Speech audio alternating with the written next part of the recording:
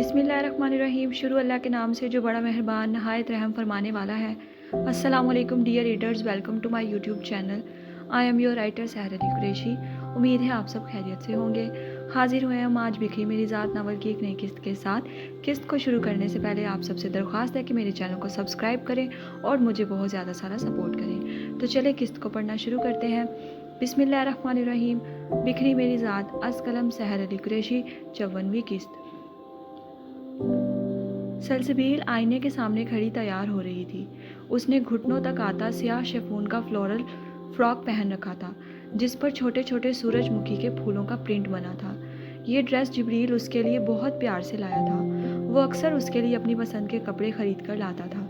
बिखरे बालों को संवार कर उसने क्लिप किया और कानों में छोटे छोटे स्याह गोल पत्थर जड़े टॉप्स पहनने लगी। आंखों में काजल लगाया और बस सलसबील की तैयारी मुकम्मल हो गई थी। उन्हें तुर्की आए हुए एक हफ्ता बीत गया था, जिसमें वो कई मुकामात की सैर कर चुके थे और 2 दिन बाद वो वापस जा रहे थे। वजह जिब्रील का काम था, वरना वो मज़ीद रुकने का इरादा रखते थे। तुर्की वो सलसबील की ख्वाहिश पर आए थे। तुर्की लैंड करते ही सलसबील ने पुरजोश अंदाज में बिनिश के कान में कहा था, जहान सिकंदर का तुर्की। और फिर वो दोनों आपस में नावल्स के हीरों की शान में सरगोशियों में कसीदे पढ़ने लगी थी और उन दोनों की सरगोशियाँ जिब्रील साहब भी बखूबी सुन चुके थे। बस फिर सलसबील ने पहरों लगाकर नाराज़ पॉजेसिव शोहर को मनाया था।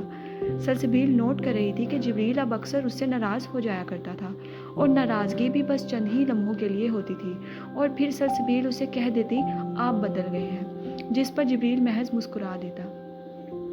आईने के सामने खड़ी वो अपने आप में ही गुम बातें याद करती मुस्कुरा रही थी जब जिब्रील अंदर दाखिल हुआ।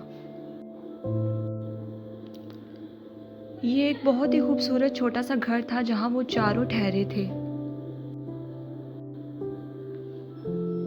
कदमों की चाप पर सलसबील ने देखा तो जिब्रील स्याह जीन्स शर्ट और ऊपर स्याही स्पोर्ट्स जैकेट पहने अंदर दाखिल हुआ। इस हुलिये में वो बला का हैंडसम लग रहा था। सलसबील ने मुस्कुराकर उसे देखा। उसे देखकर यूं मालूम हो रहा था जैसे वो कहीं किसी रेस में जा रहा है। वाह! फिर सलसबील ने होठों को गोल शेप देते उसकी तारीफ की। उसकी इस हरकत पर जिब्रील भरपूर मुस्कुराया। जल्दी चलें, देर हो रही है, जिब्रील ने पास आते कहा। सलसबील ने साइड में पड़ा अपना बैग और येलो कॉम्बिनेशन का स्ट्रोलर ओढ़ा और उसे अच्छी तरह हिजाब की सूरत लपेट लिया। सलसबील का वजीह चेहरा देखकर जिब्रील की स्याह आंखों में तशक्कुर उतरा था। जिब्रील ने हाथ बढ़ाकर सलसबील का हाथ थामा और दोनों बाहर की तरफ बढ़ गए। हम कहाँ जा रहे हैं? जीने उतरते सलसबील ने पूछा। वेट सबील, जिब्रील ने भारी गंभीर आवाज़ में जवाब दिया और बाकी के जीने उतरा। पर हम जा कहाँ रहे हैं? हमेशा की तरह वो उसे बिना बताए साथ ले जा रहा था और सलसबील का सवालनामा जवाब जाने बगैर बंद नहीं होना था। घर से बाहर निकले तो देखा एल्बर्ट और बिनिश भी बाहर ही मौजूद थे। एल्बर्ट ने भी जिब्रील जैसा स्याह स्पोर्ट्स ड्रेस पहन रखा था और बाहर 2 हैवी स्पोर्ट्स बाइक भी खड़ी थी।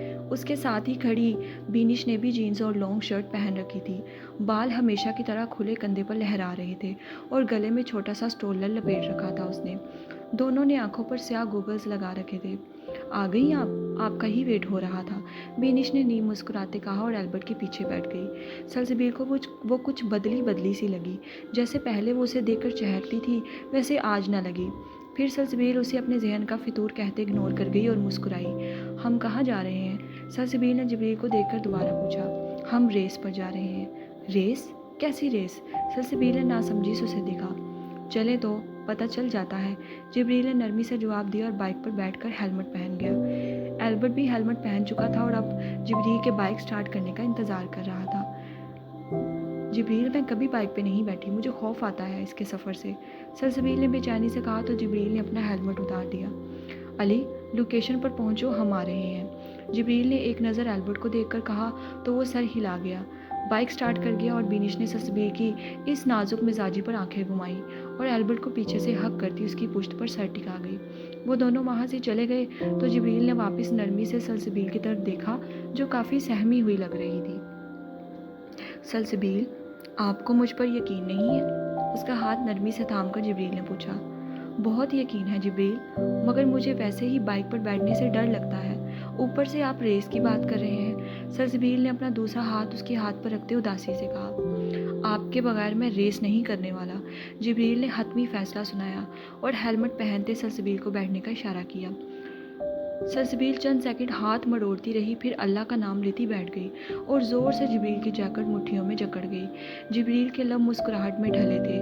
یہ ہوئی نا میری بہادر شیرنی والی بات، اس کے بیٹھتے ہی جبریل نے پیار سے کہا اور بائک سٹارٹ کی۔ سلسبیل آیت الکرسی کا ورد کرنے لگی۔ کچھ ہی دیر بعد وہ چاروں مرمرہ کے سمندر کے ساتھ جو پہاڑ تھا اس کی بیک سائڈ پر موجود تھے۔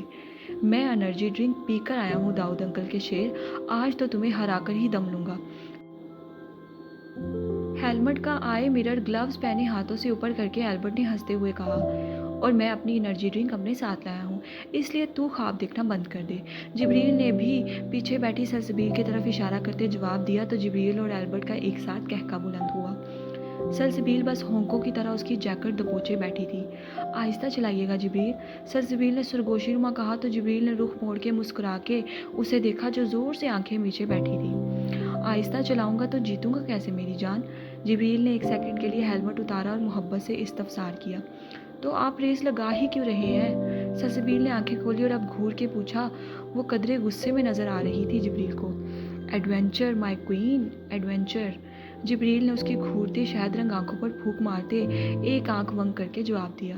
چلو بھی یار، رومانس بعد میں کر لینا، ان دونوں کو سرگوشیاں کرتے دیکھ بینش نے اکتائے ہوئے لہجے میں کہا۔ اس کی بات پر جبریل مسکرا دیا۔ سلسبیل جھینپ گئی جبکہ البرٹ اپنے منہ دھیان بیٹھا تھا۔ اس ریس کا میچ ریفری بھی ہاتھ میں گن پکڑا دونوں کا انتظار کر رہا تھا۔ مجھ پہ یقین ہے نا؟ اس کا سفید پڑتا چہرہ دیکھ جبریل نے نرمی سے پوچھا۔ سلسبیل نے ہلکی نم شہد رنگ آنکھوں سے زور و شور میں سر ہلایا۔ جبریل نے ایک جاندار مسکراہٹ پاس کرتے اس کا ماتھا چوم لیا۔ سلسبیل ان سب میں اس کی ایسی حرکت پر بری طرح سے شرمندہ ہو گئی اور بلش کرنے لگی۔ جبریل مزید مسکرایا اور پلٹ کر ہیلمٹ واپس پہنتے لوک کرتا بائک سٹارٹ کرنے لگا۔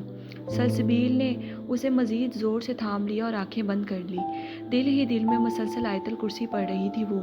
دونوں ہینڈل پر موجود اپنے ہاتھوں کو سرکولر موشن میں موو کرتے مسلسل بائک کو ریس دیتے اسے بھگانے کے لیے تیار کھڑے تھے۔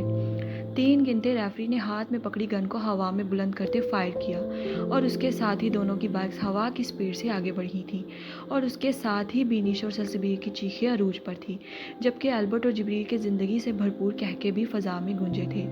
اگر مجھے کچھ ہو گیا تو میں آپ کو چھوڑوں گی نہیں جبریل، طوفان کی طرح چلتی بائک سے سلسبیل نے چلا کر کہا، آنکھوں سے نمی بہنے لگی تھی۔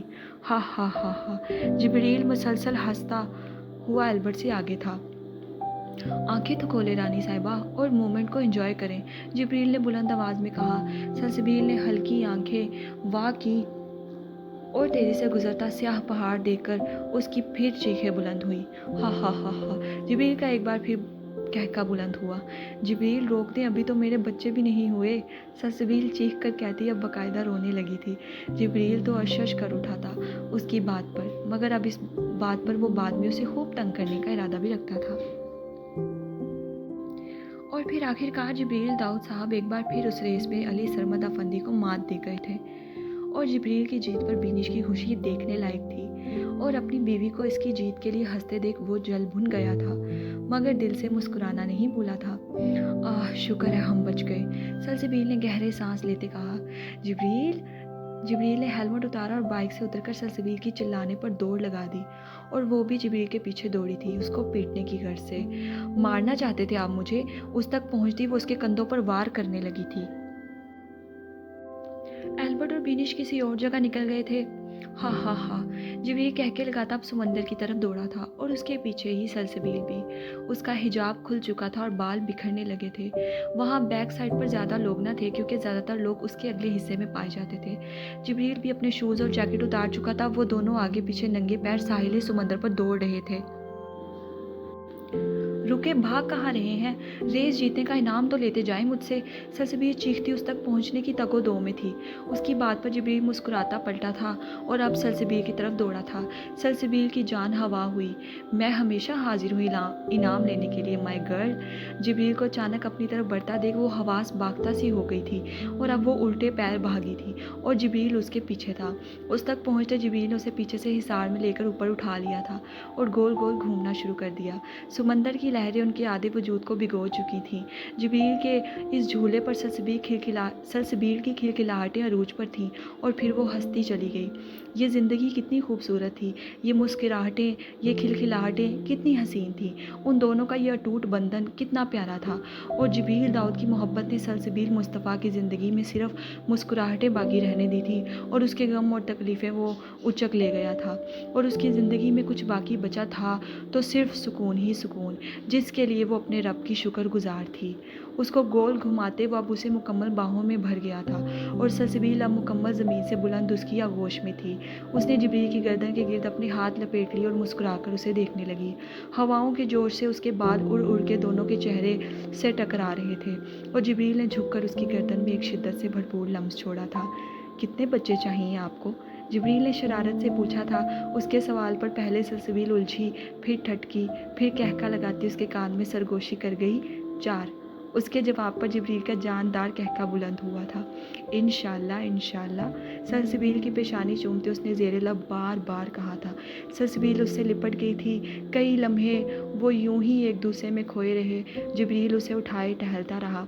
आयरन मैन, सारा दिन यूं ही उठाए रखने का इरादा है क्या? सलसबील ने गर्दन पीछे गिराते और दोनों बाजू हवा में फैलाकर ऊपर नीले आसमान को देखते पूछा। जिंदगी भर। गहरी मखमूर नज़रों से उसे देखता वो ज़ेरे लब बड़बड़ाया था, जिस पर सलसबील मज़ीद चहकती हंसने लगी थी और वो एक बार फिर उसे घुमाते झूला देने लगा था। सलसबील, उसके कमरे का दरवाज़ा नोक करती बिनिश अंदर दाखिल हुई। सलसबील आईने के सामने खड़ी अपने बाल सुखा रही थी।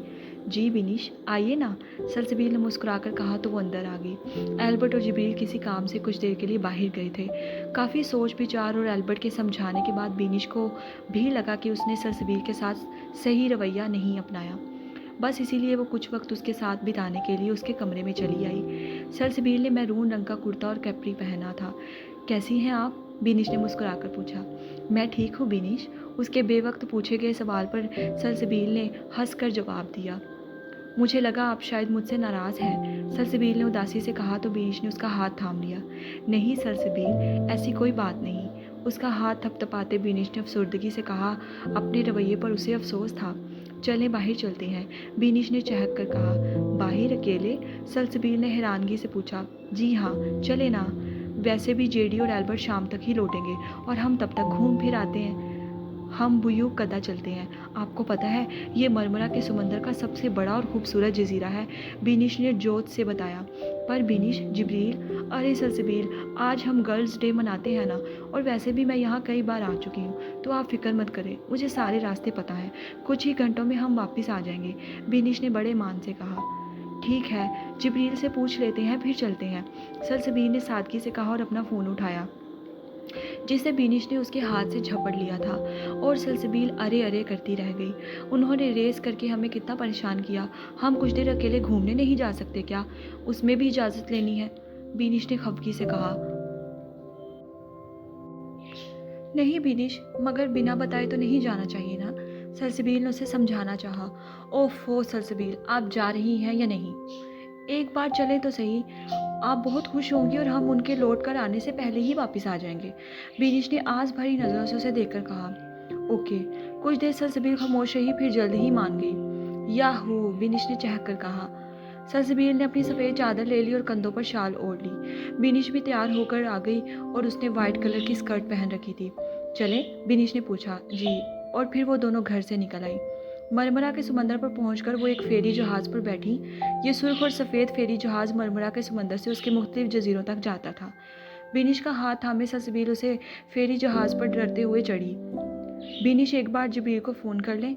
सलसबील, बिनिश ने गुस्से से उसे पुकारा तो वो मुस्कुराकर खामोश हो गई। जहाज़ चल पड़ा था और वो दोनों समंदर की खूबसूरती को देखकर खुश हो रही थी। शाम के बाद मौसम ख़राब होने और हल्के तूफान आने की पेशगोई थी, जिससे सलसबील और बिनिश भी अनजान थी। बुयूक कदा जजीरे पर पहुंचकर फेरी से नीचे उतरी और वहां के मुकामात की सैर करने लगी। ये जगह बहुत खूबसूरत थी। एक जगह कुछ नौजवान लड़के छोटी छोटी ढोलक बजा रहे थे, जो तुर्की का ट्रेडिशनल म्यूज़िक था, और उसके सामने ही इस म्यूज़िक पर 6 लोग नाच रहे थे, जिनमें से ज़्यादातर उधेड़ उम्र थे। बेनिश अपने फ़ोन पर उनकी वीडियो बनाने लगी। सलसबील भी मुस्कुराकर इन जिंदा दिल लोगों को देख रही थी जो बूढ़े होकर भी जवान लग रहे थे। बज़ाहिर तो वो उन सब रंगीनियों को देख रही थी, मगर दिल और दिमाग जिब्रील दाऊद पर अटका था। वो उसे बताकर नहीं आई थी, पूछना तो दूर की बात थी। जब उसे पता चलता तो वो बहुत नाराज़ होने वाला था। वो सिर्फ बीनिश की खुशी के लिए आई थी और यहाँ आकर उसे पछतावा नहीं हुआ था, मगर शाम तक ज़रूर होने वाला था। उसके बाद वो दोनों करीबी मार्केट में कुछ खरीदने को चली गईं। उन्हें यहाँ आए 1.5 घंटा हो गया था। काफ़ी स्ट्रीट फूड भी वो खा चुकी थी। बिनी चलिए ना, अब वापस चलते हैं, सलसबील ने उदासी से कहा, जैसे उसे जिब्रील की याद आ रही थी। अरे सलसबील, चलते हैं ना, फेरी 5 बजे तक चलती है और अभी तो सिर्फ 3:30 हुए हैं, आधे घंटे तक चलते हैं। वो उसे लिए एक मार्केट में दाखिल हुई। वहाँ से उन दोनों ने कुछ ज्वेलरी खरीदी और सलसबील ने जिब्रील के लिए एक खूबसूरत रिस्ट वॉच खरीदी और एक अंगूठी खरीदी जिसके अंदर स्याह पत्थर जड़ा था।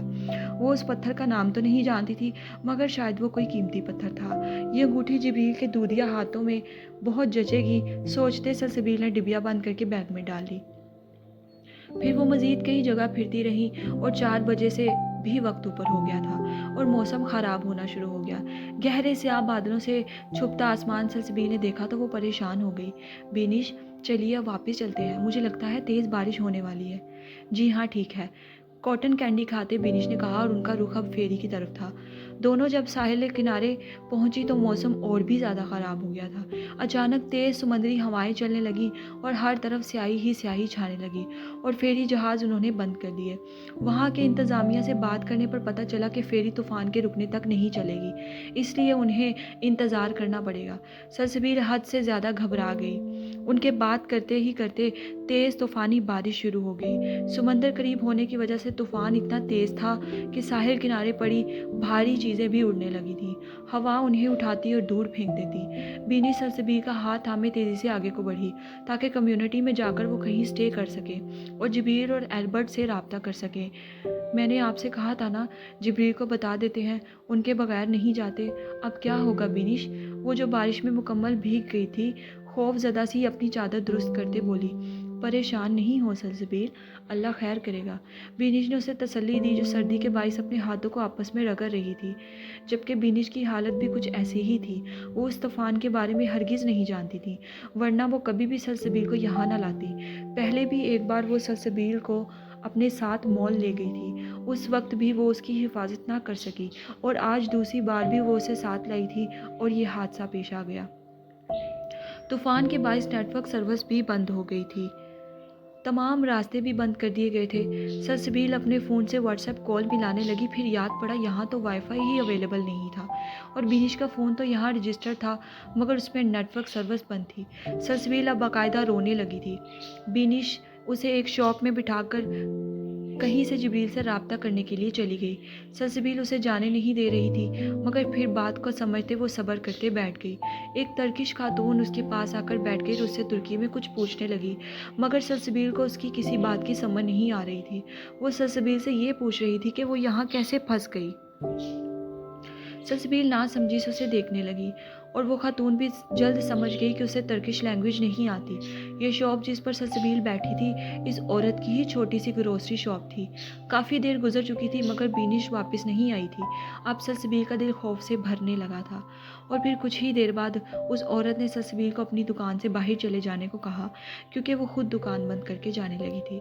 सलसबील रोती हुई उसकी शॉप से बाहर निकली। उसने 2 बैग्स पकड़ रखे थे जिसमें उसने जिब्रील के लिए चीज़ें खरीदी थी। बाहर निकलते ही तेज़ तूफ़ान ने उसे भी तकरीबन उड़ा देने की कोशिश की थी।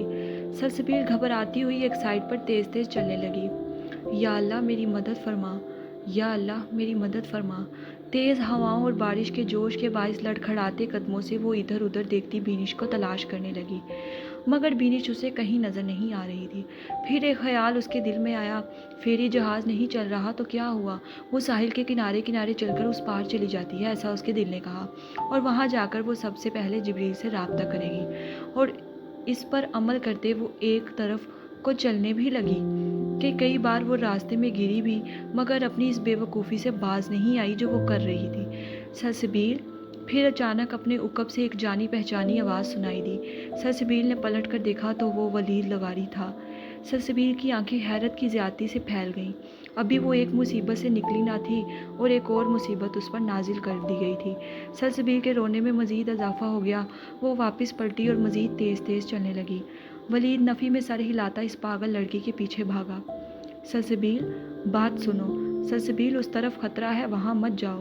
وہ بلند آواز میں اسے پکارتا اس کے پیچھے بھاگا تھا، مگر وہ سنی انسنی کرتی ہنوز چلتی رہی۔ پھر وہ تیزی سے دوڑتا اس کے سامنے آ گیا کہ وہ دونوں ٹکراتے ٹکراتے بچے تھے۔ سلسبیل نے خون اشام آنکھیں لیے اسے دیکھا تھا۔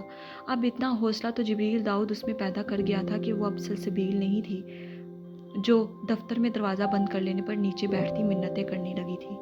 ولید نے ہاتھ میں پکڑی امبریلا کھول کر اس پر تان دی، جسے سلسبیل نے ہاتھ مار کر سائڈ پر گرا دیا تھا، اور وہ تیز ہواؤں کے باعث سیکنڈ میں ولید کی دسترس سے کوسوں دور اڑ گئی تھی۔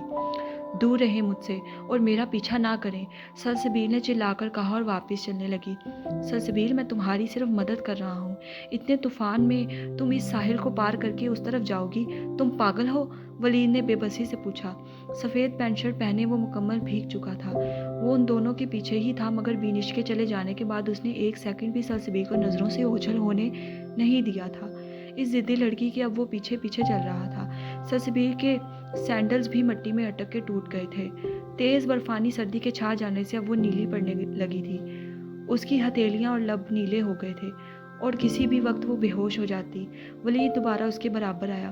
سلسبیل، پلیز میرے ساتھ چلو، جیسے ہی طوفان تھمے گا اور نیٹ ورک سروس آن ہوگی میں خود تمہیں بحفاظت گھر چھوڑ آؤں گا، ولید نے بے بسی سے کہا۔